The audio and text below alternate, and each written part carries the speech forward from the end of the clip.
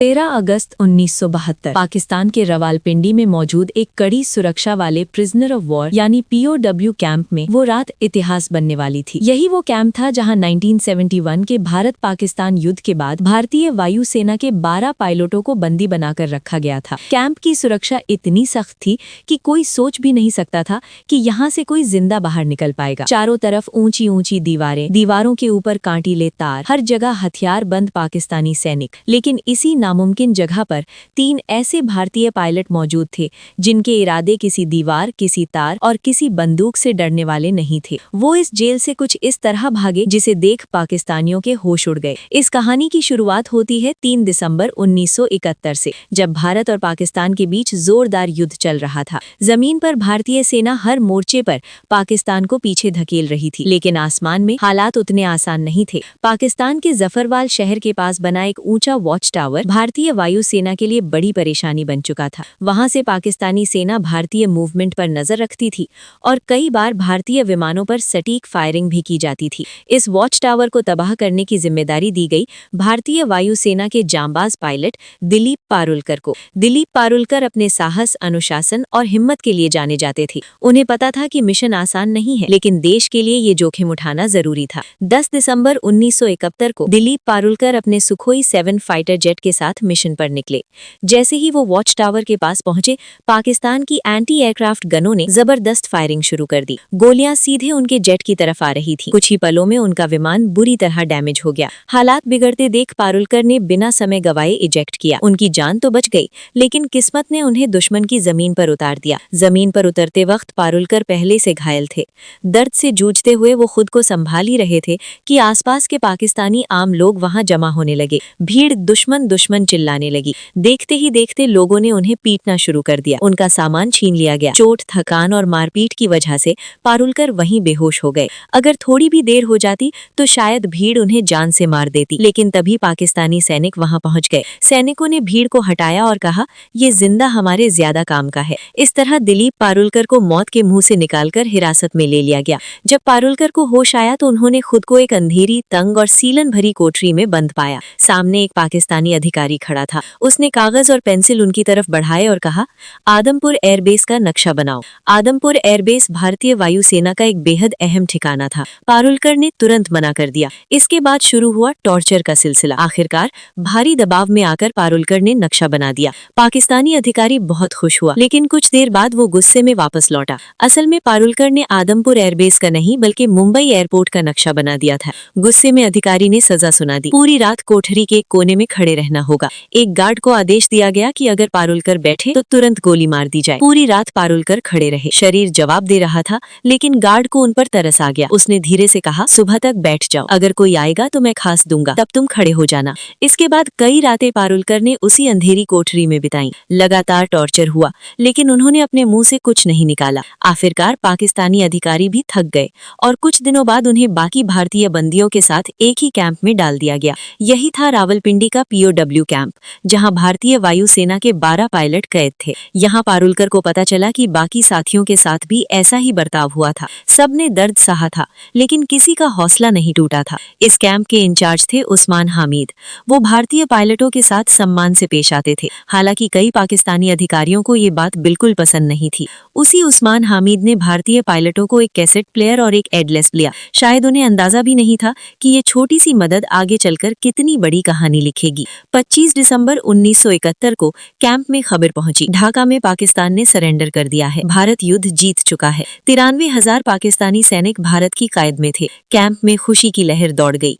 सबको लगा कि अब जल्द ही वो घर लौटेंगे, लेकिन दिलीप पारुलकर का मन कुछ और कह रहा था। उन्हें पता था कि कैदियों की अदला बदली में लंबा वक्त लग सकता है। उन्होंने साथियों से कहा, अगर हम यहाँ बैठे रहे तो शायद सालों लग जाए, क्यों ना हम खुद ही रास्ता निकालें। पहली बार किसी ने उनका साथ नहीं दिया, लेकिन पारुलकर हार मानने वाले नहीं थे। उनके दिमाग में एक बीज पड़ चुका था, आजादी का बीज, और यही बीज आने वाले महीनों में एक ऐसी योजना में बदलने वाला था जो रावलपिंडी की दीवारों को हिला देने वाली थी। 25 दिसंबर 1971 के बाद रावलपिंडी पीओडब्ल्यू कैंप में एक अजीब सी खामोशी फैल गई थी। बाहर की दुनिया में जंग खत्म हो चुकी थी, लेकिन इन 12 भारतीय पायलटों के लिए लड़ाई अभी बाकी थी। सबको उम्मीद थी कि भारत और पाकिस्तान के बीच युद्ध बंदियों की अदला बदली जल्द होगी, लेकिन लेकिन दिन बीतते गए, हफ्ते गुजर गए और कोई ठोस खबर नहीं आई। दिलीप पारुलकर को अंदर ही अंदर ये महसूस हो रहा था कि सरकारों की बातचीत में बहुत समय लग सकता है। उनका मन मानने को तैयार नहीं था कि वो बस इंतजार करते रहें। उनके लिए आजादी का मतलब था खुद के दम पर निकलना। शुरुआत में उन्होंने एक अलग योजना सोची। जब रात को टॉयलेट जाने के लिए एक सिपाही उनके साथ आता था,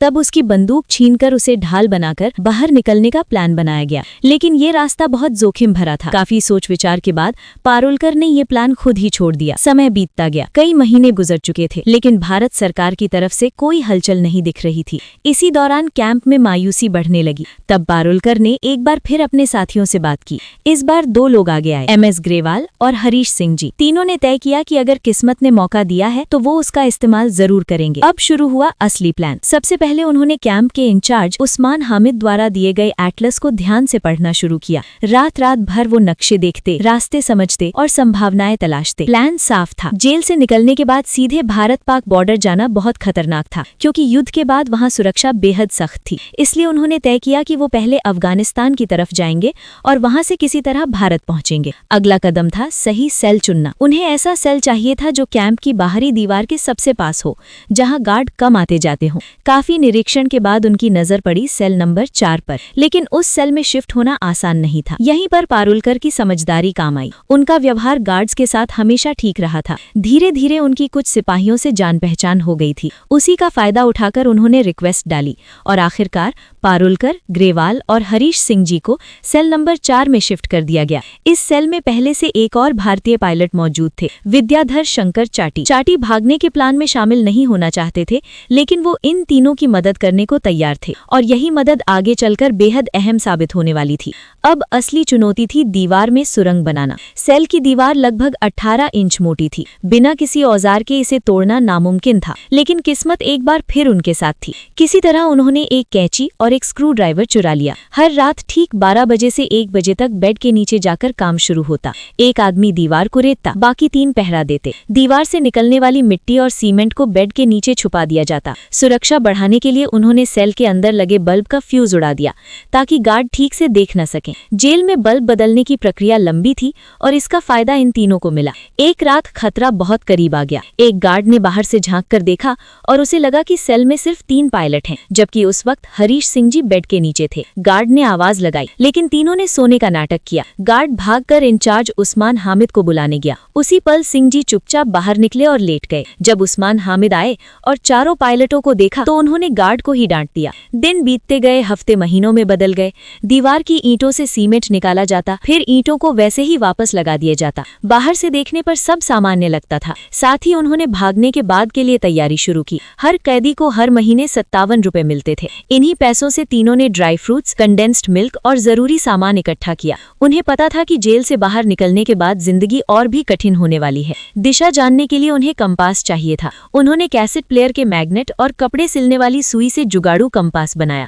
पारुलकर को घर से जो कपड़े मिले थे, उनसे जेल के टेलर को पैसे देकर तीनों के लिए पठानी सूट सिलवाए गए, ताकि बाहर निकलने के बाद वो आम लोगों में घुल मिल सके। धीरे धीरे दीवार का छेद इतना बड़ा हो गया कि एक इंसान उसमें से निकल सके। आखिरी परत, जो कि सिर्फ प्लास्टर था, उसे जानबूझकर छोड़ी गई ताकि भागने वाली रात उसे आसानी से तोड़ा जा सके। 13 अगस्त 1972 की रात रावलपिंडी POW कैंप के ऊपर काले बादल छाए हुए थे। तेज हवा चल रही थी और थोड़ी ही देर में मूसलाधार बारिश शुरू हो गई। यही वो रात थी जिसका इंतजार दिलीप पारुलकर, MS ग्रेवाल और हरीश सिंह जी महीनों से कर रहे थे। तीनों ने अपने पठानी सूट पहने, ड्राई फ्रूट्स, कंडेंस्ड मिल्क, जुगाड़ से बना कंपास और थोड़े पैसे अपने पास रखे। जाने से पहले उन्होंने अपने साथी विद्याधर शंकर चाटी को गले लगाया। अब आखिरी कदम बाकी था। पारुलकर ने दीवार की आखिरी परत को धीरे धीरे तोड़ा। बारिश की वजह से आवाज बाहर तक नहीं गई। एक एक करके तीनों उस संकरे छेद से बाहर निकल आए। बाहर आकर उन्होंने देखा दीवार के पास ही एक पाकिस्तानी गार्ड चारपाई पर सो रहा था। तीनों सीधे दीवार की तरफ भागे। कुछ कपड़ों को बांधकर उन्होंने रस्सी बनाई,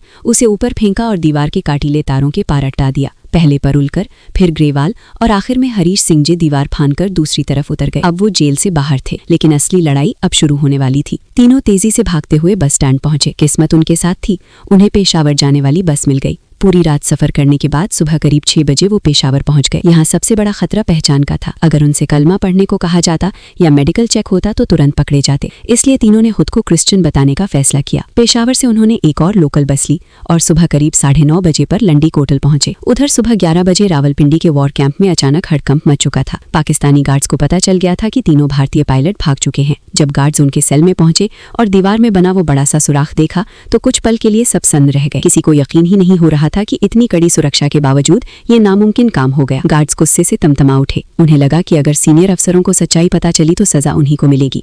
इसी गुस्से और डर में उन्होंने सोचा कि विद्याधर शंकर चाटी, जिन्होंने इन तीनों की मदद की थी, उन्हें गोली मार दी जाए। फिर सीनियर्स को ये बताया जाए कि चाटी भी भागने की कोशिश कर रहे थे, इसलिए मजबूरी में उन्हें मारना पड़ा। लेकिन सीनियर अफसरों को जल्दी ही साफ जानकारी मिल गई कि असल में कितने कैदी भागे हैं। इसी वजह से गार्ड्स चाटी को मारने की हिम्मत नहीं कर पाए। उधर जेल से दूर निकल चुके तीनों पायलटों के सामने अगली सबसे बड़ी चुनौती खड़ी थी। अब उन्हें अफगानिस्तान में दाखिल होने के लिए तोरखम बॉर्डर पार करना था, जो वहां से सिर्फ 5 किलोमीटर दूर था। दूरी कम थी, लेकिन सबसे बड़ी समस्या ये थी कि उन्हें रास्ता बिल्कुल नहीं पता था। उन्होंने अपने पास मौजूद एटलस में देखा कि तोरखम बॉर्डर के पास एक जगह दिखाई गई थी, लंडी खाना रेलवे स्टेशन। नक्शे के हिसाब से अगर वो वहां पहुंच जाते तो वहीं से होते हुए तोरखम बॉर्डर जाना आसान हो सकता था। लेकिन उन्हें ये नहीं पता था कि ये नक्शा बहुत पुराना था और लंडी खाना रेलवे स्टेशन 1932 में ही बंद हो चुका था। तीनों एक चाय की डबरी पर पहुंचे और वहां खड़े एक आदमी से पूछा, लंडी खाना कैसे जाए? ये सुनते ही आसपास के लोग उन्हें घूरने लगे। तभी एक आदमी आगे आया और सख्त लहजे में पूछा, तुम कौन हो, कहाँ से आ रहे हो और कहाँ जा रहे हो? पारुलकर ने जवाब दिया, हम पाकिस्तान एयरफोर्स के अफसर हैं, छुट्टी पर हैं और घूमने जा रहे हैं। दुर्भाग्य से वो आदमी तहसीलदार का क्लर्क था। उसे शक हो गया। उसने कहा, यहाँ इस नाम की कोई जगह नहीं है। भीड़ बढ़ने लगी। उस आदमी ने ताना मारा, तुम तीनों बंगाली हो ना, अफगानिस्तान भाग रहे हो? ग्रेवाल ने हंसते हुए कहा, क्या हम आपको बंगाली लगते हैं? लेकिन शक और गहरा गया। तीनों को पकड़कर तहसीलदार के पास ले जाया गया। वहां भी उन्होंने खुद को पाकिस्तानी एयरफोर्स अफसर बताया, लेकिन तहसीलदार ने भरोसा नहीं किया।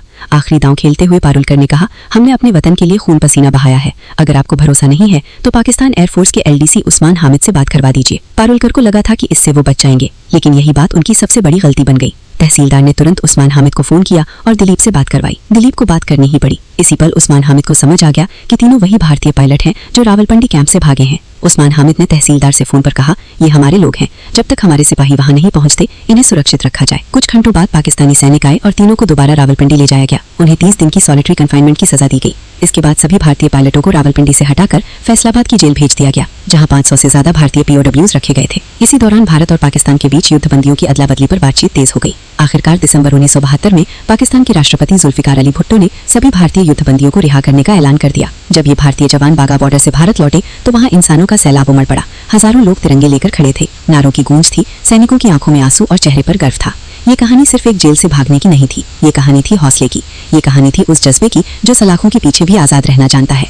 और रावलपिंडी की वो दीवारें आज भी शायद याद करती होंगी कि कभी 3 भारतीय पायलट उन्हें चकमा देकर निकल गए थे।